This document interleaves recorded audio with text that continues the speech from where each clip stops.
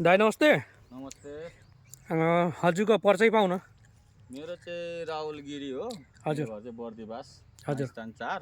हजुर। म चाहिँ दाइकोबाट औषधि लिएर आएको थिएँ, जस राम्रो भयो दाइकोबाट चाहिँ। दबाई चाहिँ के चलाउनु भएको छ हजुरलाई केही याद छ भने भनिदिनु न। मैले मास्टर किलर, हजुर। अनि तपाईँको भिटामिनमा डक्टर हिमिक, अँ, अनि त्यसपछि स्टिकर भइगयो, उम्, अनि गएर तपाईँको गर्मीको एउटा हालेको थियो, जोस राम्रो गर्यो दाइले। वरदान चलाउनु भएको थियो। वरदान चलाएको मैले। के छ हजुरको यो दबाईदेखि के सन्तुष्ट हुनुहुन्छ? म एकदम खुसी छु। मेरो जोस काम भएको थिएन, हजुर। अहिले चाहिँ काम भयो। अरू किसानलाई हजुरले के भन्न चाहनुहुन्छ? अरूलाई पनि यही भन्न चाहन्छु, युज गर्नुहोस्, राम्रो छ।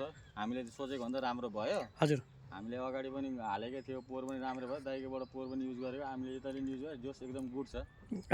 कहाँबाट ल्याउनु भयो दाइ? हामीले गौशालाबाट ल्याएको। पसलको नाम याद छ? पसलको नाम रोशन खाद बीज भण्डार। ए, अरू किसानलाई यही चलाउनु भन्नुहुन्छ? यही चलाउनु भन्छु, सब राम्रो, एकदम धेरै गुड छ, गुड।